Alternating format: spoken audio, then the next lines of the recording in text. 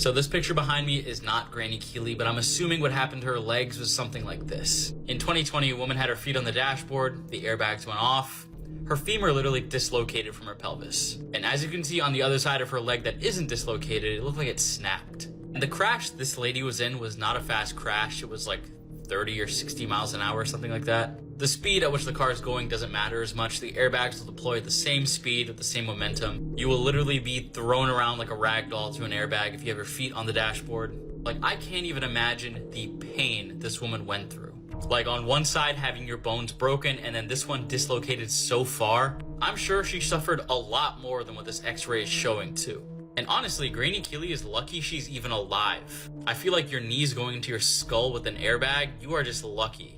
Most people die from that impact. But it truly is amazing what modern medicine can actually do for these people. So once again, stop putting your feet on the dashboard. And as always, these videos are for informational purposes only. This is the moment infamous killer Jaime Osuna appeared in court, charged with his second murder after killing his cellmate in a gruesome attack. Sometime in the early hours of March 9th, Jaime Osuna methodically tortured and killed Luis Romero at Corcoran State Prison. Osuna is accused of using a makeshift knife to decapitate and dissect Romero, removing an eye, a finger, and a portion of the man's lung, as well as cutting his spine and removing his eyes. It is believed that the victim was conscious for a portion of the crime. New reports are raising questions about how prison guards missed the hours-long sadistic torture and beheading. Osuna was originally jailed back in 2011 for the brutal murder of Yvette Pina in a motel. He had this to say. I did sadistically, premeditatedly, deliberately tortured and murdered Yvette Pena. I don't have no sympathy. I'm sadistic. I really don't care. I'll do it and I'll do it again over and over and over. Over the next 7+ years, Tanzler preserved the woman's corpse. He replaced her skin with silk and wax and stuffed her body with rags to keep its shape, and also used perfumes to disguise the smell. He also attached her bones together with piano wire and fitted the face with glass eyes. As her hair started to fall out, Tanzler actually constructed a wig from her own hair, which he'd previously obtained from her mother. He dressed her remains in stockings, jewellery and gloves and kept her body in his bed. And it wasn't until 1940 when Maria's sister stormed into his house along with police. The truth had been discovered after hearing rumours that he'd been sleeping with her body. He was also seen dancing with the corpse in his own window. But Tanzler wasn't actually prosecuted because the statute of limitations on his initial crime had already lapsed.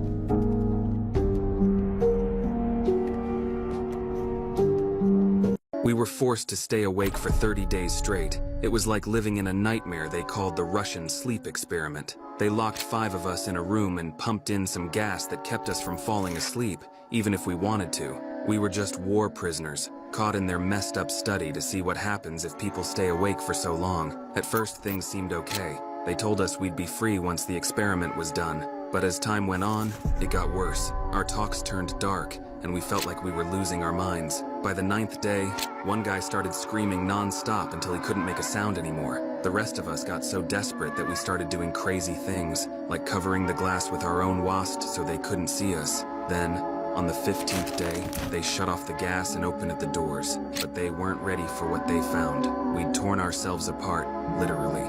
We were so messed up by then, we didn't even want to sleep anymore. We begged them to turn the gas back on, but they just ignored us. Somehow, we made it through, but we knew that falling asleep would be the end of us. Remember us. Remember what we went through. These sisters had a competition to see who could sleep with their dad first.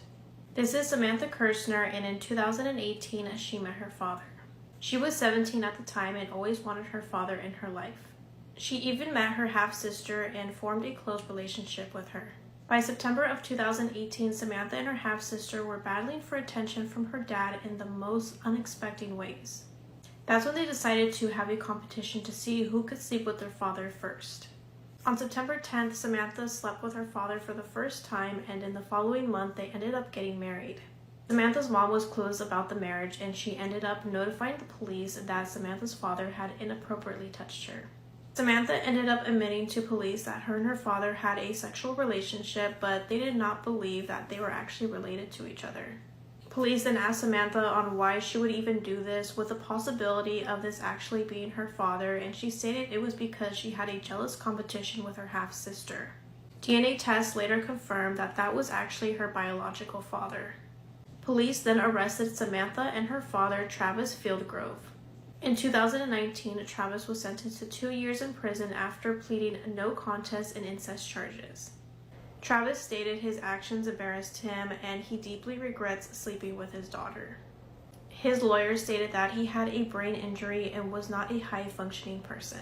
In June of 2019, Samantha got a 9 months probation and served a 22-day sentence. This disgusting pedophile was captured after using PayPal to purchase CP and CSAM. This is 24-year-old Nicholas Brenshaw from Utah. So investigators started looking into Nicholas in the year 2013. And from December of 2013 to July of 2016, authorities found that Nicholas paid over $2,700 to illegal websites to purchase CP. And while authorities were investigating Nicholas and discovering his disturbing secrets, they found that he was chatting with 19-year-old Elijah Roberts, also from Utah. So Elijah and Nicholas would use apps like Kik and Wicker, I've never heard of Wicker, to exchange CP materials. They would also chat about their deep, disturbing desires to be alone with children. These chats were allegedly extremely graphic and extremely disturbing. So when pedophile Elijah Roberts was arrested in 2016, the authorities found out that he had also allegedly assaulted a 14-year-old boy. He was also found to have been offering this young boy to other men online, meaning he wanted people to come over and assault this boy too. Thankfully though, both of these freaks were sent to prison, but sadly Elijah was sentenced to only 60 months in prison. This is only 5 years. I think both of them deserve longer sentences, but what can I say? This is America. We prefer to punish drug users as opposed to pedophiles. Sometimes true for stranger non-fiction. The case of Richard Trenton Chase is a story which even the most depraved horror writer would struggle to create. Over the course of 4 weeks spanning across 1977 and 1978, Richard Chase took the lives of 6 innocent victims in Sacramento, California. His murders gradually progressed in violence, beginning with drive-by shootings and culminating in acts of cannibalism. If you love a good thriller and haven't seen this movie, make sure you save this video and go watch it later. It follows the story of a 16-year-old boy named Tyler. He lives with his very religious family in a small town in Kentucky. Although from the outside looking in, his life seems perfect, with a loving family and great community, the truth is, this town has a very dark past. A decade ago, there was a brutal serial killer in the area, and he was taking the lives of multiple young women. This person was never caught, and seemingly vanished in thin air without a trace. But fast forwarding to the present, at this point, all the teens think this is some urban legend.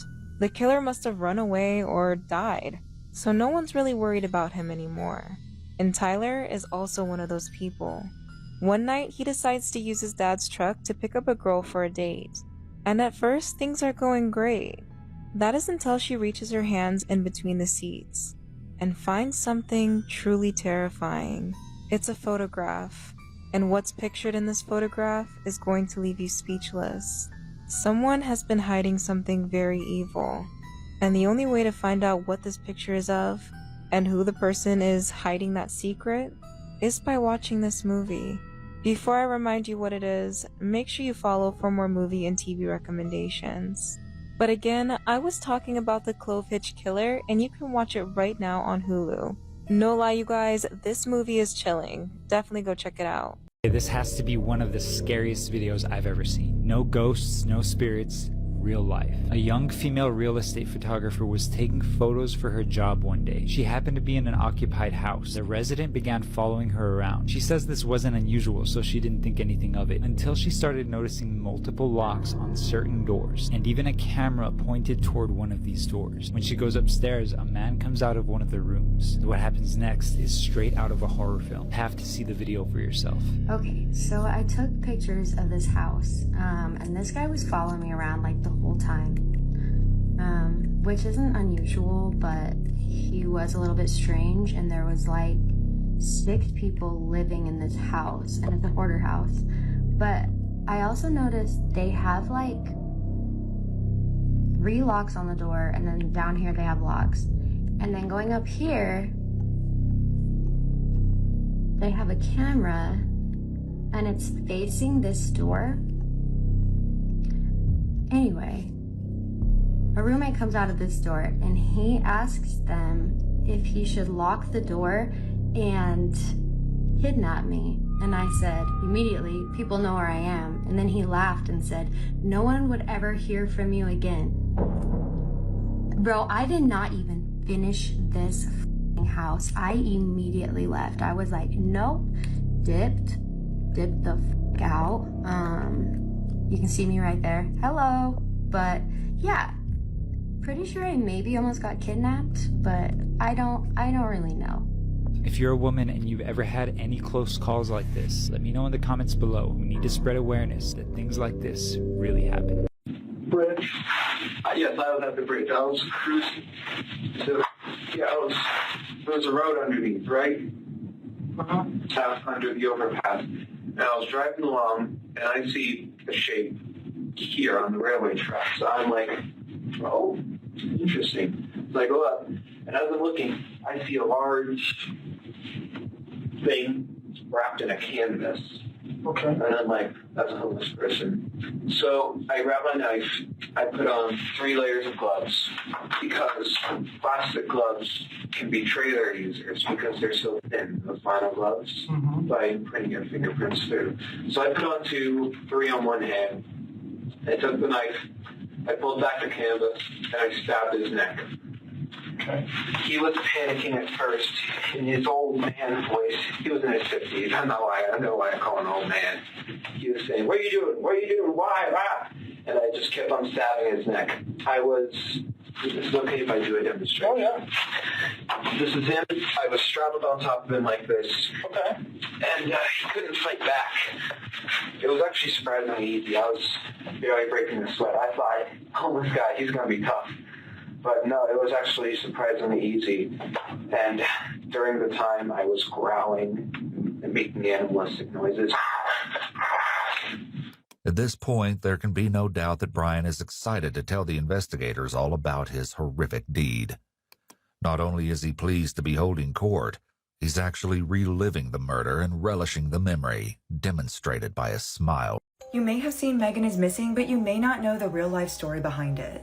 This girl disappeared, and then a few months later, her friend disappeared. And it's just as upsetting, so viewer discretion advised. Ashley Pond was a popular 12-year-old girl who left to walk to the bus stop on January 9th, 2002. But that evening, when she didn't return home, her mom realized that she'd never even gotten to school that day. People weren't sure if Ashley's disappearance was related to foul play or if she'd run away, because a few months earlier, she'd accused her friend's dad of trying to touch her at a sleepover. And because people suck, she was basically called a drama queen and not taken seriously. Her best friend on the dance team, Miranda Gaddis, got heavily involved in the search. And their dance team even organized fundraisers. But on March 8th of that same year, Miranda then went missing while walking to the bus stop.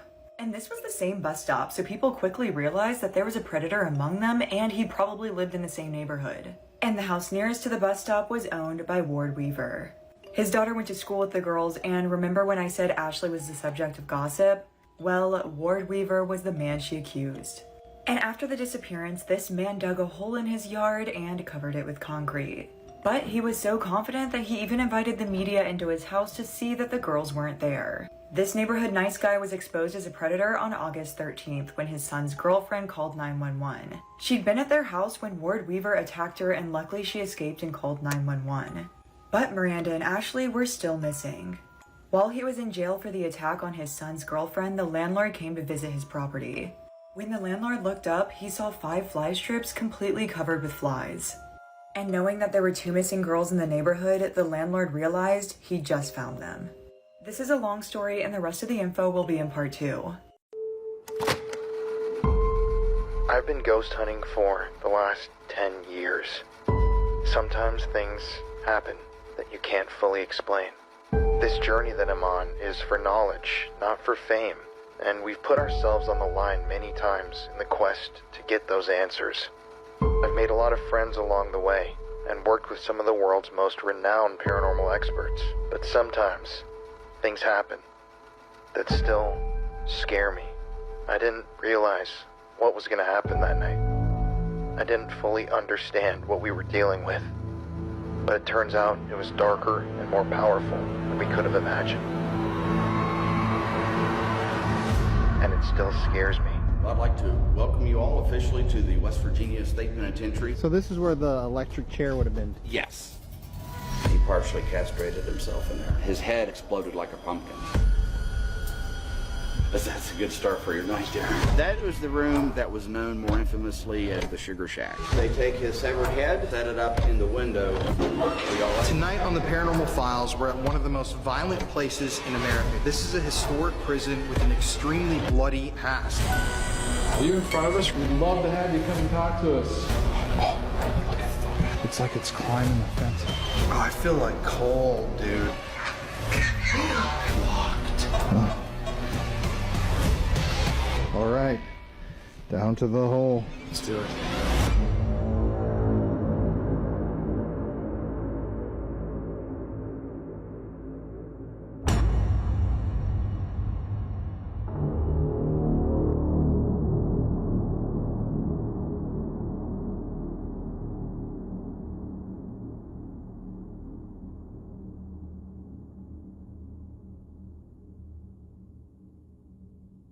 I am Frederick Charles Krueger, but you probably know me as Freddy Krueger.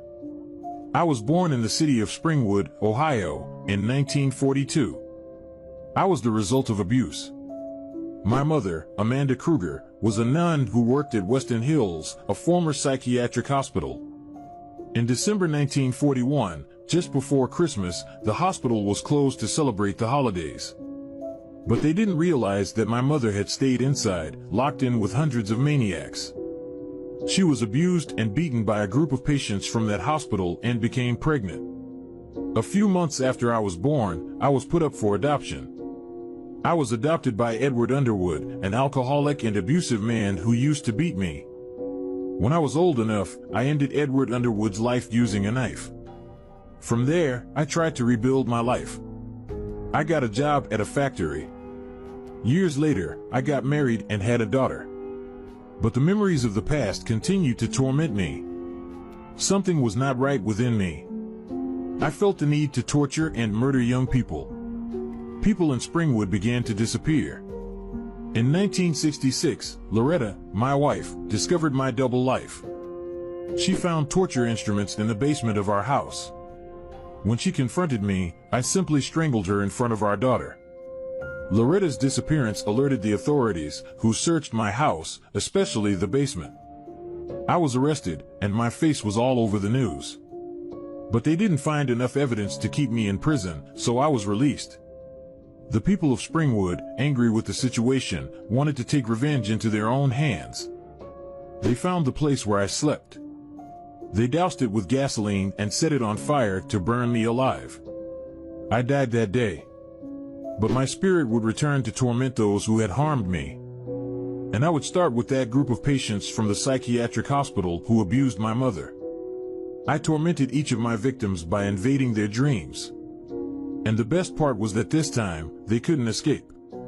What makes the Cecil Hotel the most haunted hotel in LA? The Cecil Hotel opened their doors in 1927 and has had at least 16 murders, suicides, and unexplained paranormal events. When it was built, it was supposed to be a destination for international businessmen and social elites. But 2 years later, when the Great Depression hit, many homeless people began gathering around Skid Row, which is where the Cecil Hotel is located.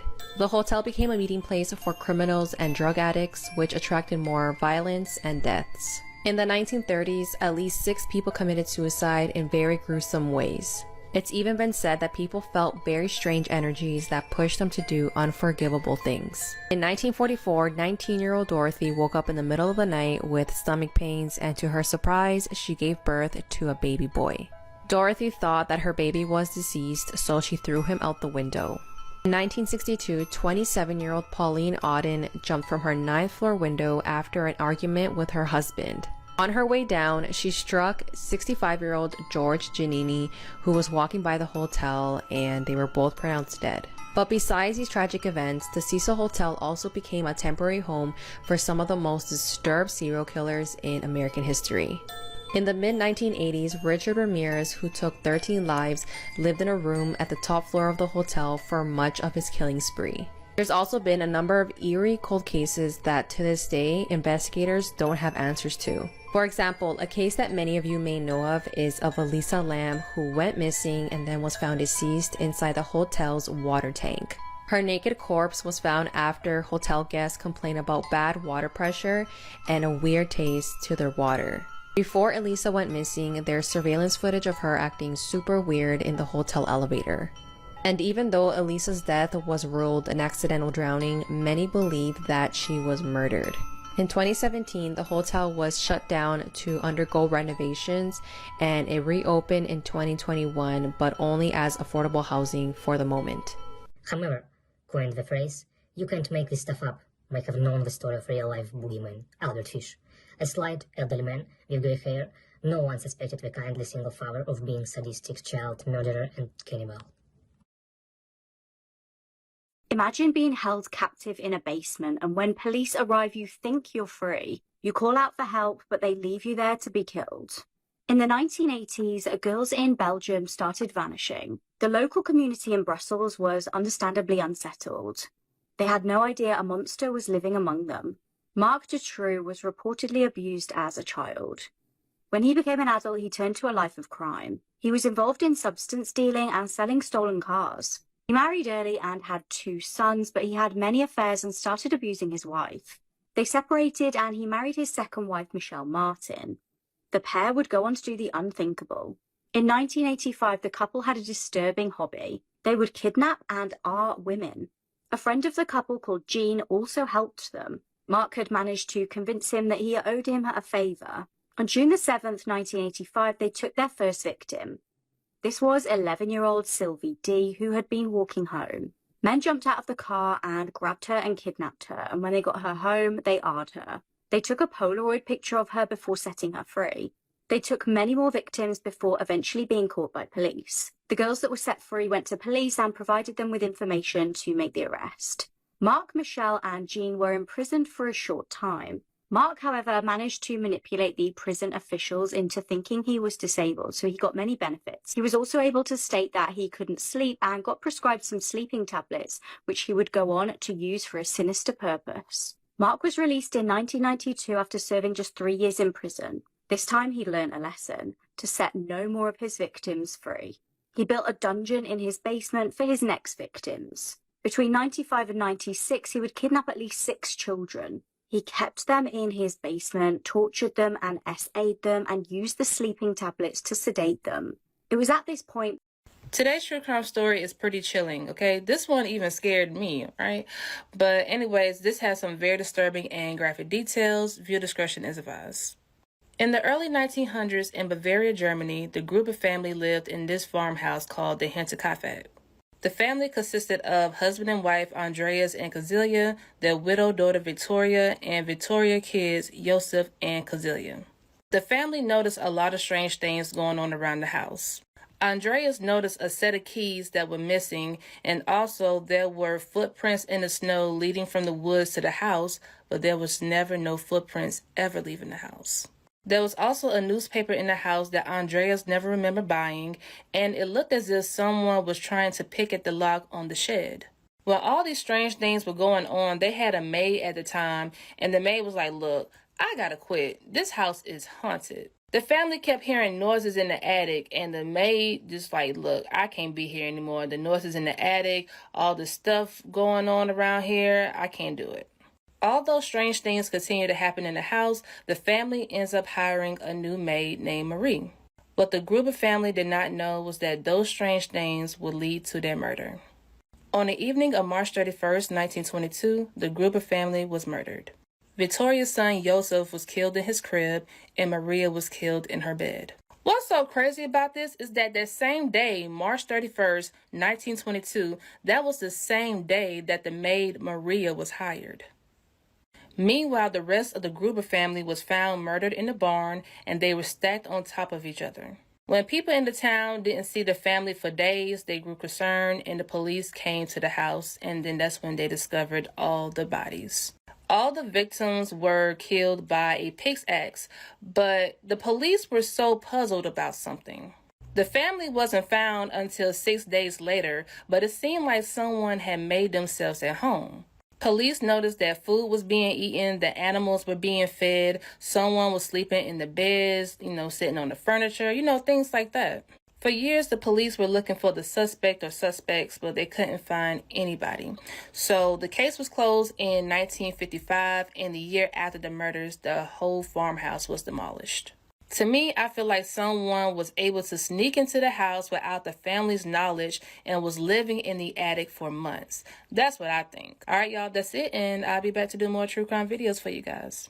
This is one of the most sickening and disturbing cases I ever covered, and it will make any true crime fan's stomach turn. This is the case of Jennifer Dougherty.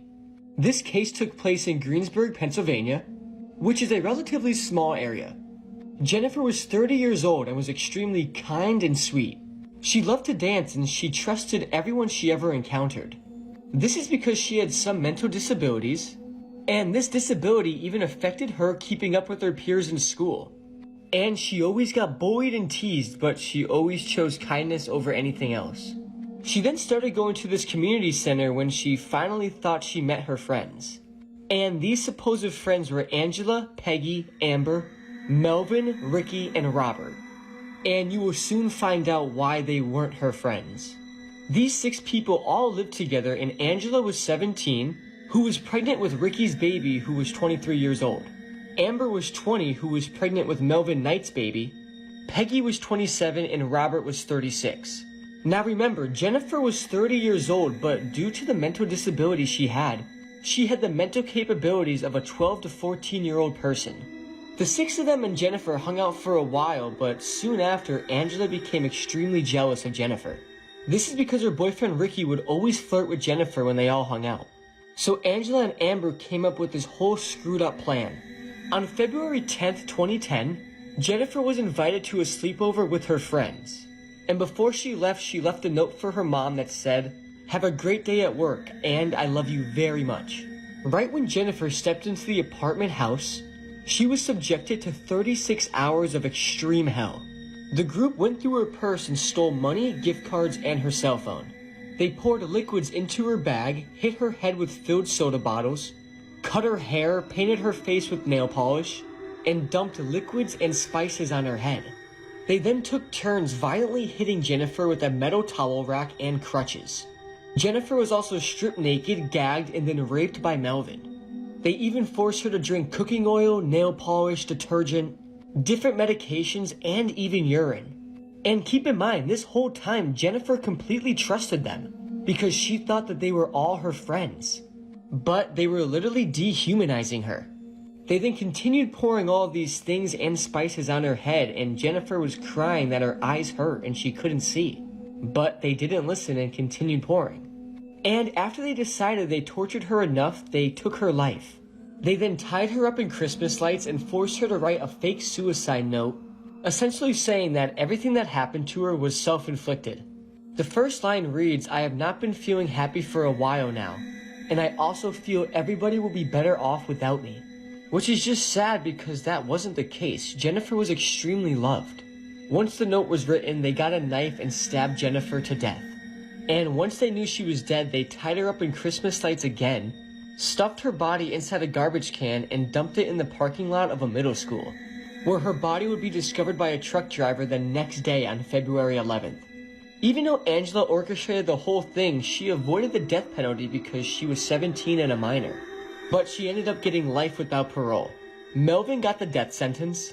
Ricky was also given the death penalty, and Peggy, Amber, and Robert were given 30 to 72 years in prison. This case is just so sickening and disturbing, and it stuck with me after I read it, and I feel extremely bad for Jennifer and her family. I wish nothing but the worst for those 6 people who did this to Jennifer.